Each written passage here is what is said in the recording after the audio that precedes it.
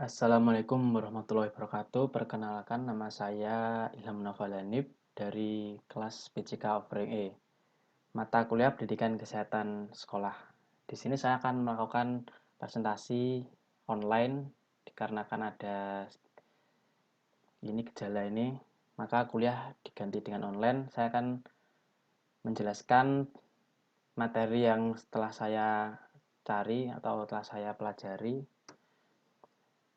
yaitu pengaruh aktivitas fisik terhadap kesehatan tubuh.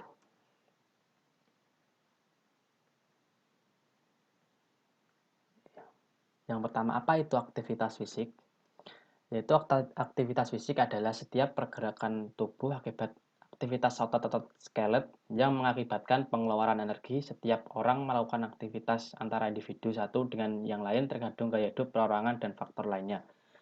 Ya, di sini aktivitas otot-otot skelet adalah aktivitas tubuh otot-otot kerangka, otot dari tulang kita, dan faktor-faktor lainnya bisa kita lihat di slide-slide berikutnya. Next.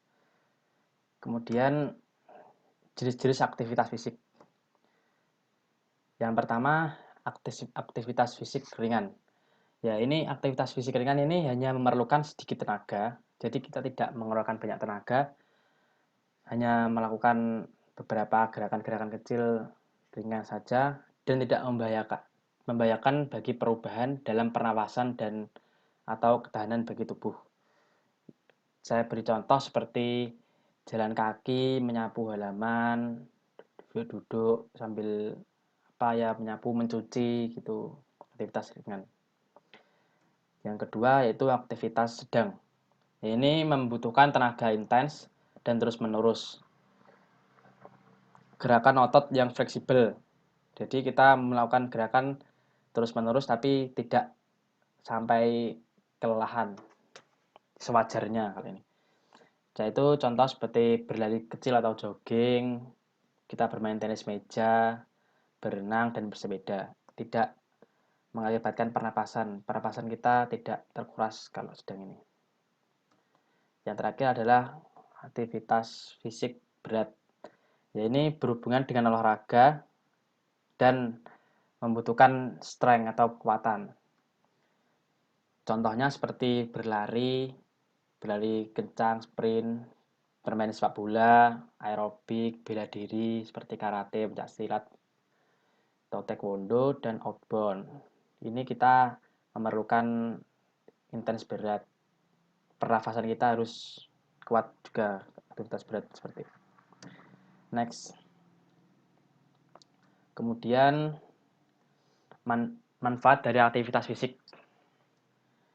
Yang pertama, meningkatkan fleksibilitas. Dengan adanya aktivitas fisik yang kita lakukan setiap hari, badan kita akan menjadi fleksibel, otot-otot kita akan fleksibel dan tidak kaku tentunya. Yang kedua adalah mengendalikan berat badan. Dengan adanya aktivitas fisik seperti tadi, yaitu seperti aktivitas sedang, berlari-lari kecil, bersepeda, dan aktivitas berat juga bisa dilakukan seperti berlari, sepak bola, itu bisa mengendalikan berat badan kita. Tidak hanya makan saja kalau diimbangi dengan aktivitas fisik gerak. Next, yang ketiga itu mengendalikan tekanan darah. Dengan kita melakukan aktivitas fisik, tekanan darah kita menjadi normal atau tengah bisa membuat kita lebih sehat dan terhindar dari virus, dari penyakit-penyakit. Yang terakhir yaitu meningkatkan daya tahan tubuh. Dengan seperti ini mengendalikan tekanan darah hampir sama. Penjelasannya yaitu daya tahan tubuh kita akan menjadi kuat, kita tidak mudah terserang penyakit, dan kita akan lebih fresh, lebih enjoy kalau kita bisa melakukan aktivitas fisik ini dengan teratur. Next. Kemudian faktor yang mempengaruhi aktivitas fisik, yaitu yang pertama adalah faktor usia. Faktor usia itu sangat mempengaruhi karena pada usia 25 sampai 30 itu adalah usia maksimal aktivitas fisik kita bertambah. Karena di usia tersebut 0,8 sampai 1% kekuatan tubuh kita akan menurun setiap tahunnya. Yang kedua adalah jenis kelamin. Nah, ini jenis kelamin ini biasanya saat kita masih belum pubertas itu wanita dan laki-laki itu memiliki fisik yang kekuatannya hampir sama. Sama kalau bisa dibilang. Tapi setelah wanita mengalami pubertas yaitu menstruasi, pasti laki-laki akan memiliki massa otot yang lebih tinggi daripada wanita. Itu yang mempengaruhi perbedaannya. Yaitu pola makan. Jika aktivitas fisik kita tidak diimbangi dengan pola makan, ya mau gimana tidak seimbang jadinya. Jadi pola makan kita harus teratur juga untuk melakukan aktivitas fisik. Yang terakhir adalah kelainan pada tubuh. Nah, ini jika faktor jeleknya ini, faktor jika tidak melakukan aktivitas fisik dengan teratur, kelainan tubuh seperti cacat bisa karena cacat pada tulang, kaki, kelainan pada tubuh. Apalagi kalau kita jarang melakukan aktivitas fisik pada usia muda, kita tidak bisa fleksibel otot kaki kita dan kita bisa seperti terganggu pertumbuhan tubuh kita. Next. Aktivitas fisik yang tidak teratur. Yang pertama adalah faktor yang ini dalam jangka pendeknya. Yang pertama adalah kelelahan. Ya, jika kita tidak teratur jangka pendeknya seharian lah, kita akan mengalami kelelahan sehari. Badan kita rasa agak sedikit kelelahan dan badan kita nyeri-nyeri otot gitu sedikit sehari. Jangka pendeknya sakit pada pinggang jika kita melakukan aktivitas seperti angkat-angkat beban, seperti nge-gym, seperti bantu-bantu ngangkat-angkat benda. Jika tidak teratur dan berlebihan, pinggang kita akan sakit dan akan mengakibatkan osteoporosis juga. Susah tidur.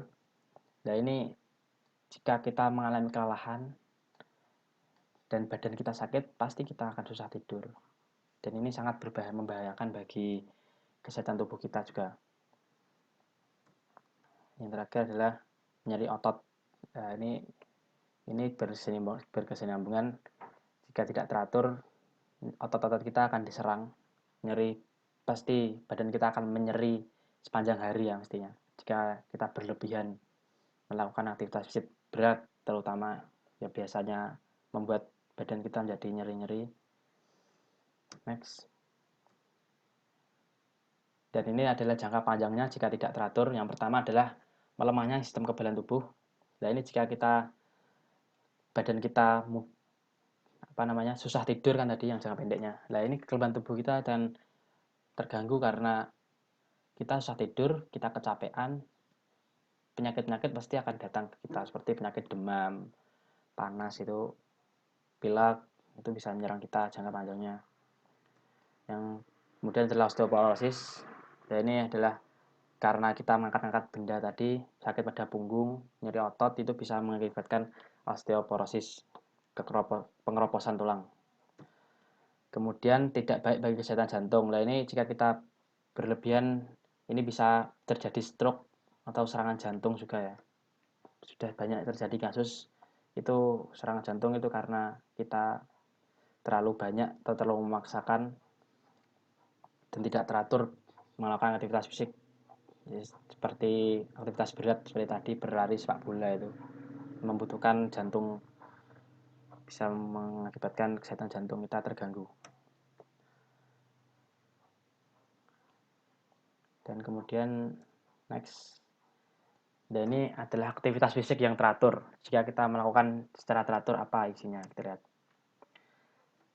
Membantu masalah kesehatan. Nah, ini jika teratur, kesehatan kita mesti akan terbantu, tidak akan mudah terserang penyakit mestinya. Meningkatkan kekuatan otot. Ya, jika kita meningkatkan secara teratur, otot kita akan malah enak, tidak terganggu, malah tidak terasa sakit. Otot kita akan kuat juga, kekebalan tubuh kita akan kuat. Dan berikutnya adalah mengontrol berat badan. Nah, jika kita melakukannya dengan kan kekuatan otot kita jadi kuat, otomatis badan kita mesti akan ikut terkontrol ya mestinya. Karena otot kita baik, pasti badan kita atletis karena teratur tersebut. Nah, ini dan tidur lebih nyenyak. Nah, ini bisa karena berat badan kita enak, ini kita bisa tidur nyenyak karena tidak ada rasa sakit, terus yang terakhir adalah pikiran lebih sehat. Nah, ini jika dengan adanya tidur nyenyak kan pikiran kita lebih sehat. Tidak ada kepikiran memikirkan positif saja. Tidak ada pikiran-pikiran negatif, tidak ada masalah bagi tubuh dan menyebabkan pikiran kita menjadi sehat. Dan sekian presentasi dari saya. Dapat saya simpulkan berdasarkan dari pembahasan itu bahwa aktivitas fisik yang teratur, terencana, dan terukur seperti olahraga sangat bermanfaat bagi kesehatan. Di samping berolahraga, kesehatan juga dipengaruhi oleh berbagai macam faktor seperti pola makan yang teratur, menjaga kebersihan diri di sekitar lingkungan. Setiap hari manusia pasti tidak lepas dari aktivitas fisik. Tanpa olahraga dan mengkonsumsi makanan sehat, dapat memberikan dampak buruk bagi kesehatan kita. Hal ini menyebabkan tubuh kita mudah terserang penyakit. Oleh karena itu, diperlukan makan makanan yang mengandung bergizi untuk menetralisir kesehatan tubuh kita untuk kembali fit dan sehat. Sekian dari presentasi yang dapat saya sampaikan. Kurang lebihnya mohon maaf. Wassalamualaikum warahmatullahi wabarakatuh.